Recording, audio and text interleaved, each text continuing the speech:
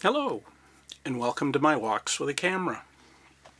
A few weeks ago, I had someone ask me what is a good camera for a beginner to buy. What would I recommend? Now, I've had a couple of people throw that question at me from time to time, and it's something I've really thought about for off and on, you know. Now, I'm going to have to qualify some things before I answer that question. One, I'm completely self-taught as a photographer. I never went to school. YouTube is a wonderful teacher. I also had a couple of mentors who were very good at teaching me and directing me and showing me how to do things. So you can take what I have to say with a grain of salt. All of the experience that I'm going to tell you is from my own perspective. There are smarter people, better people who are far more knowledgeable in cameras and photography than I am, and I'm going to be quite candid with you. I'm not a gear guy, right? I can't give you comparisons of different cameras and systems and lenses. That's not my thing. But I'll see if I can answer the question as to what's a good camera for somebody to buy. And the first thing I would recommend them would be this: your cell phone. Cell phones today have very good cameras and lenses in them. You can use them. I use them. Here's a couple of examples of photographs that I've taken with my cell phone. In fact, most professional photographers will use a cell phone, especially when it comes to things like landscapes, to check out the composition with their cell phone before they set up their gear. And I've done that from time to time. But the gear that I currently use is a Z8, and the lens that I have on my Z8 is a 24 to 200 mil lens. Now, this is not one of Nikon's top lenses. It's a good, to use a hockey analogy, it's a good grinder's lens. This is an excellent lens in its own right, and it's my go-to lens. I use it for most of the shoots that I do. And when it comes to the shoots that I do, it's literally anything from landscape to portraiture to boudoir to urban. It's whatever. It's a good lens. The other lens that I have, and it's one that I got last year, is this, which is a wide angle lens, and it is a 14 to 30 mil lens, and I'll use that to shoot wide angle landscapes. But I'm going to qualify this. I've also used this to shoot portraits and to shoot stuff around my house. So simply because it says wide angle, don't get locked into definitions. I've used all of these lenses for multiple genres and for shooting multiple types of photographs. Now I have a third lens, and it's this one. This is a 105 macro lens. It is a prime lens. That is, it doesn't extend like my 24 to 200. So you have to move it. I've used this for macro, but the other interesting thing is I've used this for shooting portraits. I've also used it for shooting landscapes, and I've even shot panoramas of landscapes with it.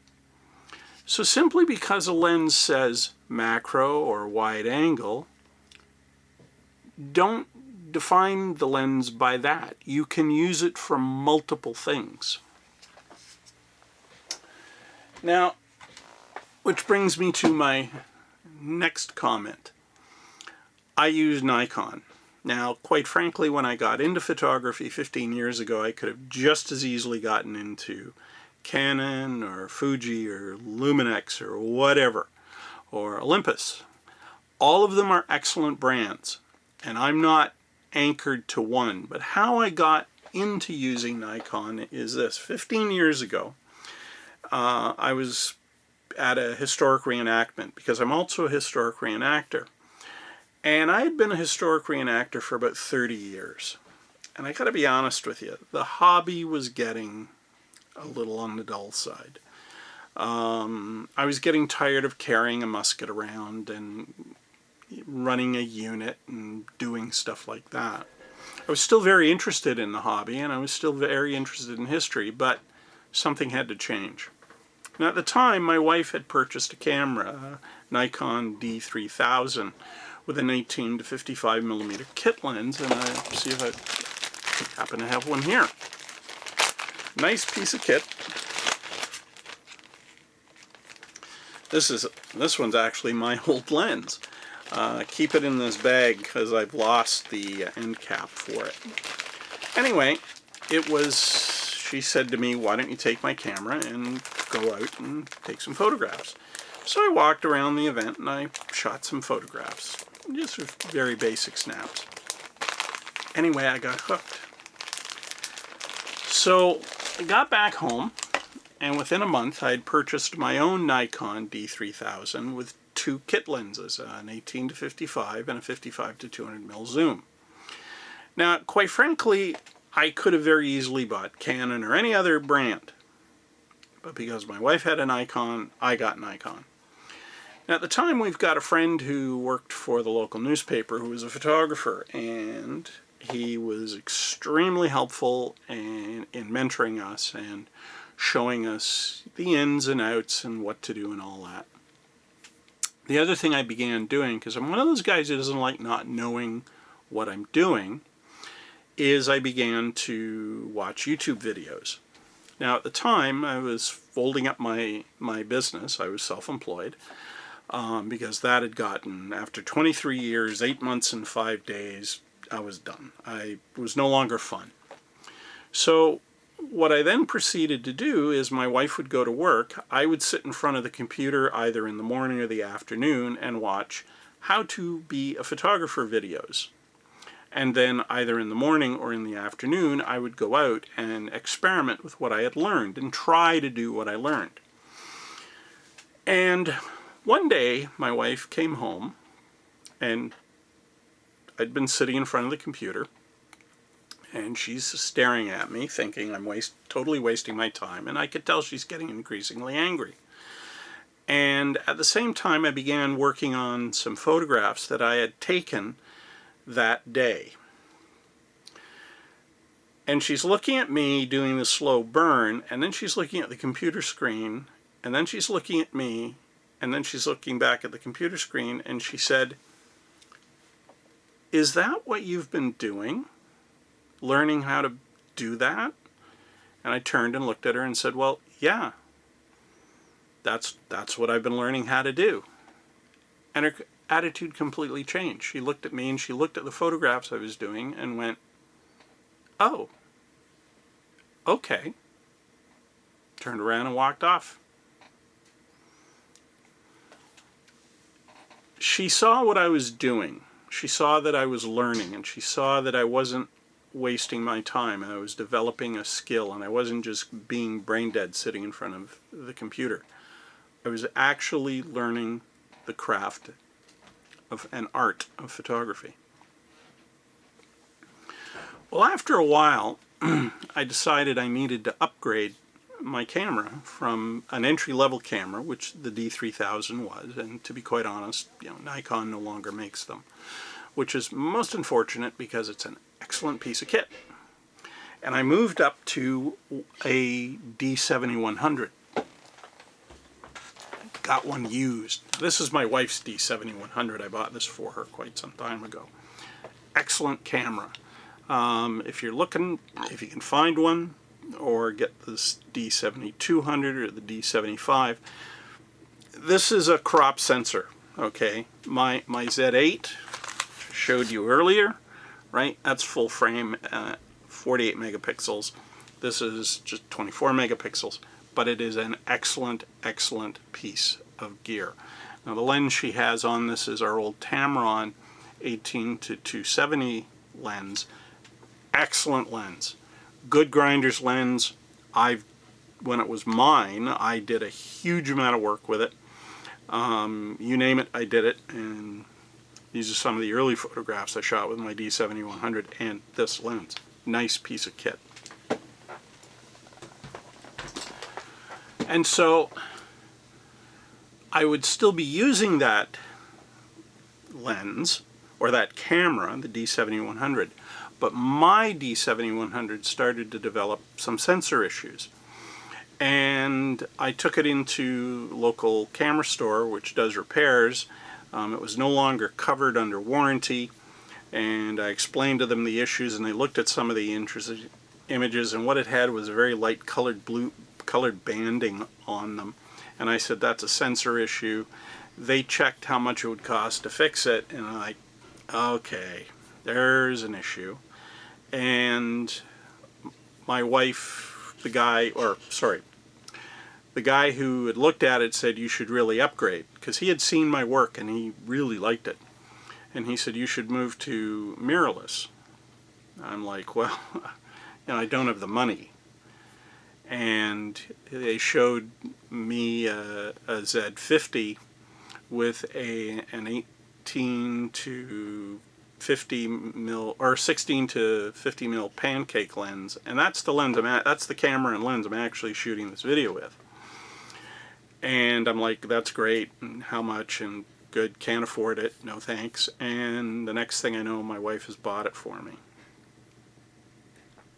And I looked at her and said, what the hell are you doing, Virginia? It's like, oh, it's just like huge, it's like good, it's a lot of gelt, a lot of coin.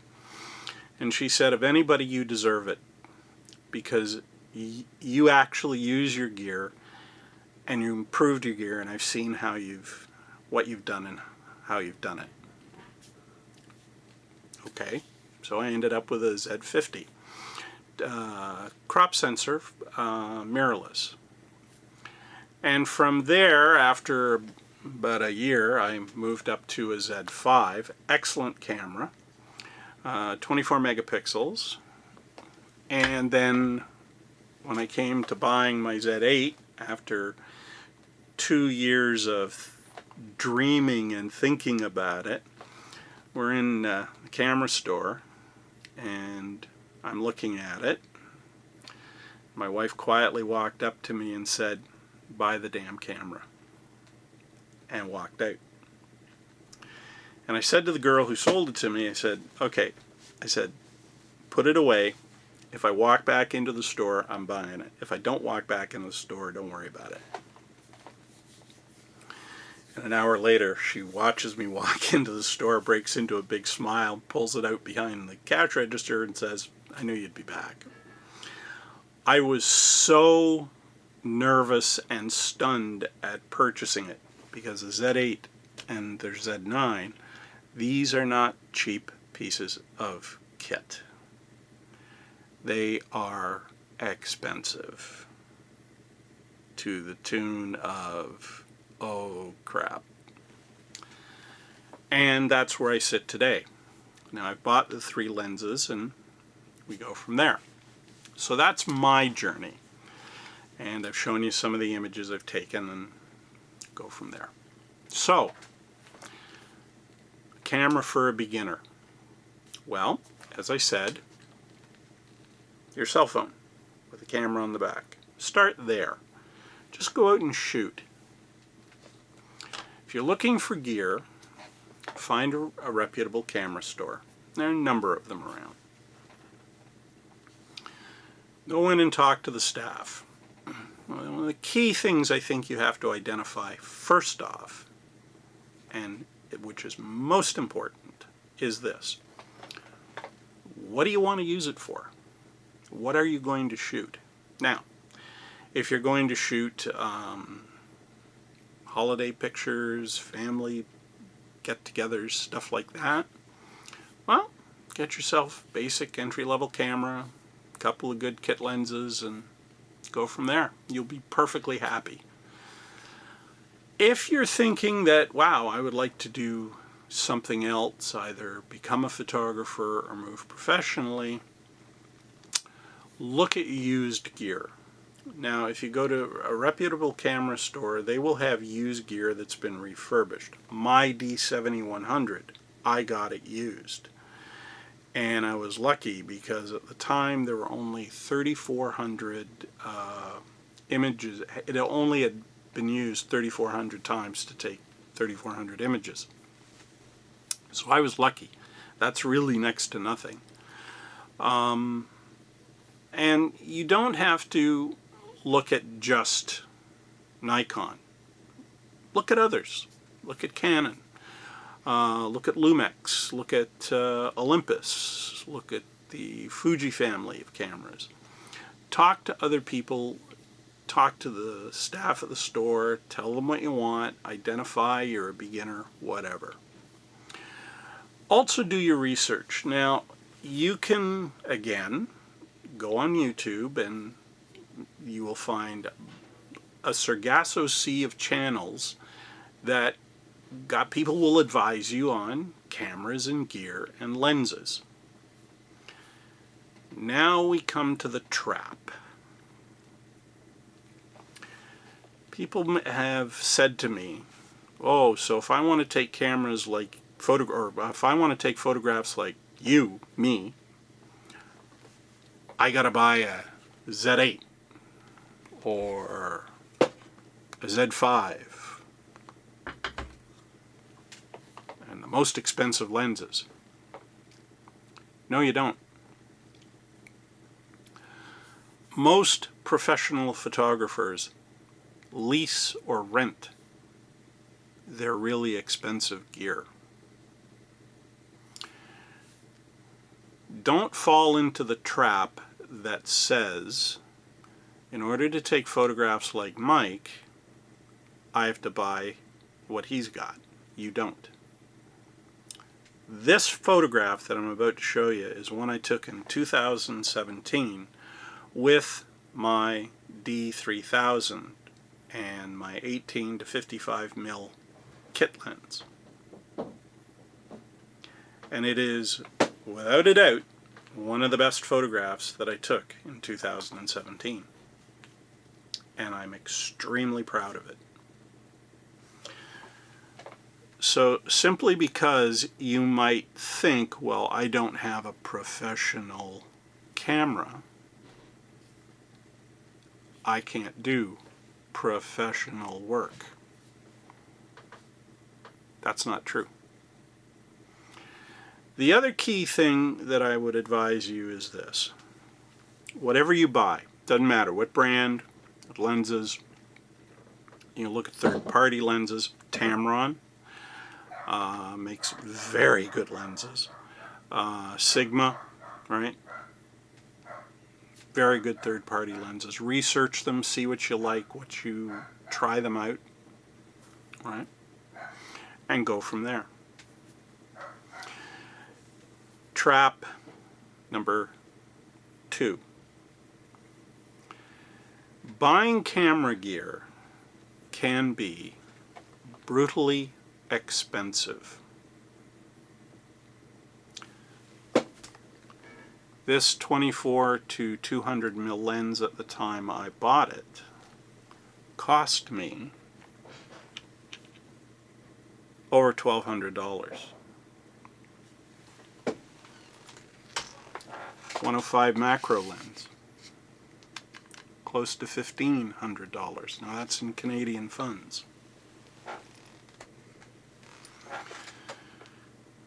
And the part of the trap is you can sit there and go, oh, I need this lens, I need that lens, I need this, I need that, and you end up with what my mother would equate to is a whole bunch of dirt sitting in the kitchen that you're not going to use.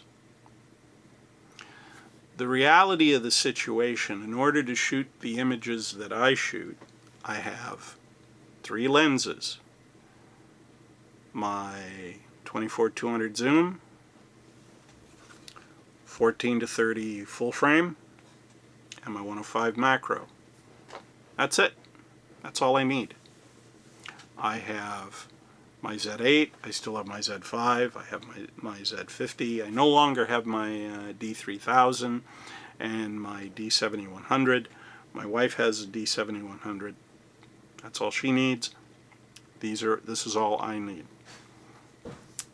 So don't fall into that trap of going nuts and buying the newest, the latest, because somebody says, and ooh, I have to have this. Think very hard and very carefully about what you're going to use it for, when you're going to use it, how you're going to use it, and what you're going to, ask yourself those questions. The other thing you should look at is a good camera bag. Now, I have one of the big backpack styles, which is right down here. That. And that suits me. But you run into, again, a trap. The bigger the pack, the more stuff you carry. And I've got a lot of stuff in there. I've got filters, I've got cleaning gear, I've got stuff to do, handheld stuff, and I've tried to keep it where it is. There we go. The other thing, batteries. Get yourself a couple of batteries, because there's nothing more frustrating than having a battery run out on you. So I have 3 batteries for all of my cameras, which is extremely helpful, and it's what I need to use for shooting, because inevitably one is going to run out, especially if you're shooting video. Now, my Z50 is excellent for shooting video, but video will drain a battery really quickly, so for me it's useful to have 2 or 3. And then the other thing you should do is follow some very basic, simple rules of photography. Now, the first rule I would stress to you is this: practice, practice, practice. You can learn the rule of thirds, you can learn the ISO and all that other stuff, and you will pick all that up. But as I said, the key thing, practice, practice, practice. Train your mind and your brain to look at a composition in a particular way. Look at a thing or something, and let your eye and your brain take the photograph first, and then use your camera. Because the truth of the matter is, a camera is nothing more than an inanimate object. It's simply a tool, and it will only work if you use it. Well, if you don't know what you're shooting, or you haven't got the composition right, it's going to be really fuzzy and not really going to say anything. And then it's simply a matter of going out and shooting. I would join a camera club, and there's camera clubs in your local area that you can join. You can get lots of advice. People will share information with you. They'll take you out on photo walks, and you can shoot with everybody else and compare photographs and compare images. Here's the other thing I would do as a photographer, and it's something that very rarely gets talked about, hardly ever. Get yourself a good pair of walking shoes, because if you're not going to be able to walk to where you want to photograph, or if you're not going to be able to walk around a city and have comfortable feet while you're walking, or in the countryside, or if you're off on a hike, all you're going to do is hurt yourself. I've gone for walks in the woods and I've ended up with sore, hurt feet, and that pretty well will end the shoot. So a good pair of walking shoes, good pair of hiking boots, depending on where you're going. Those will save you and make your photographic experience far more interesting and far more comfortable. Also dress for the weather. It's going to rain, wear rain gear. If it's going to snow, good winter clothing. That, in my opinion, has, for me, saved more photo shoots and more photo walks, is being comfortable while I'm out doing what I do. So anyway, there's some sage advice for you, and I hope that answers the question. Just remember, When you pick the gear that you like and are comfortable with, get to know it intimately, practice, practice, practice. Till next time, keep walking with the camera. Cheers.